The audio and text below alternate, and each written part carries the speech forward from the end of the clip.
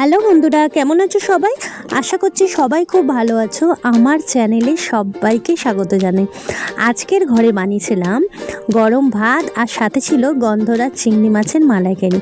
সেই রেসিপিটাই তোমাদের সাথে শেয়ার করলাম। এখানে চিংড়ি মাছটা ভালো করে ধুয়ে রেখে দিয়েছি। এখন নুন হলুদ মাখিয়ে নিচ্ছি আর সাথে দিয়েছিলাম একটু গোলমরিচের গুঁড়ো দিয়ে ভালো করে মাখিয়ে নিচ্ছি। কড়াইতে তেলটা গরম করে নিয়েছি। এখন চিংড়ি মাছ ভাজা চলছে। চিংড়ি মাছ ভাজা হয়ে গেছে আর এখন ফোড়ন দিয়ে দিলাম তেজপাতা আর দুটো কাঁচা লঙ্কা। এখানে কিছুটা পেঁয়াজ কুচিয়ে রেখে দিয়েছিলাম, সেটাই এখন শিলপাটাতে বেটে নিয়েছি। পেঁয়াজ বেটে নিয়েছি, এখানে আদা বেটে নিয়েছি আর বাটবো কাঁচা লঙ্কা আর রসুন একসাথে বেটে নেবো। এখন পেঁয়াজটা দিয়ে ভালো করে নাড়াচাড়া দিচ্ছি। তারপর দেবো আদা কাঁচা লঙ্কা বাটা, সব এক এক করে মশলাপাতিগুলো দিয়ে দেবো।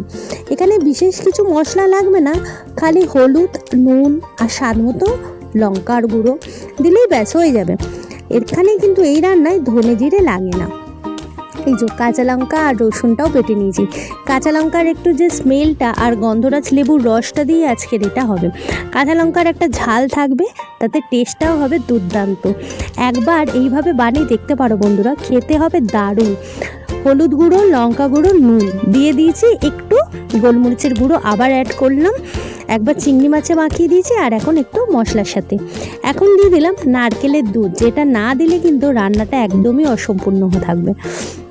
এবার দিয়ে দিচ্ছি গন্ধরাজ লেবুর রস। এটা কিন্তু একটু বেশি করে দিতে হবে, নাহলে কিন্তু ওই গন্ধরাজের ওই স্মেলটা ফিলিংসটা কিন্তু আসবে না। এটা দিয়ে ভাত যদি খাও বন্ধুরা আর কিছু সাথে লাগবে না। আর দিয়ে দিলাম একটা লেবু পাতা। যেহেতু চিংড়ি মাছটা আমার কমই ছিল, তাই সেই বুঝেই আমি একটা লেবু পাতা দিয়েছি। আর একটু বেশি থাকলে দুটো লেবু পাতা লাগবে।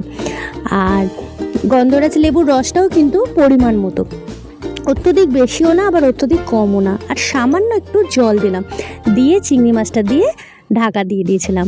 ওই নারকেলের দুধ কিন্তু দিতে হবে, না দিলে কিন্তু এটা স্বাদটা আসবে না, সেই স্বাদটা।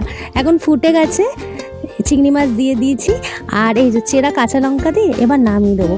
কাঁচা লঙ্কার স্মেলটাই এখানে একটু বেশি থাকবে, লঙ্কা গুঁড়ো একটু ওই রং হওয়ার জন্য একটু সামান্য মাত্র। রেডি হয়ে গেছে আমার গন্ধরাজ চিংড়ি মাছের মালাইকারি। তোমরাও এইভাবে বন্ধুরা বানিয়ে দেখতে পারো, আর গরম ভাত দিয়ে খেলে দারুণ লাগবে। একবার এরকম ট্রাই করে দেখতে পারো, এর মতন স্বাদ মুখে লেগে থাকবে।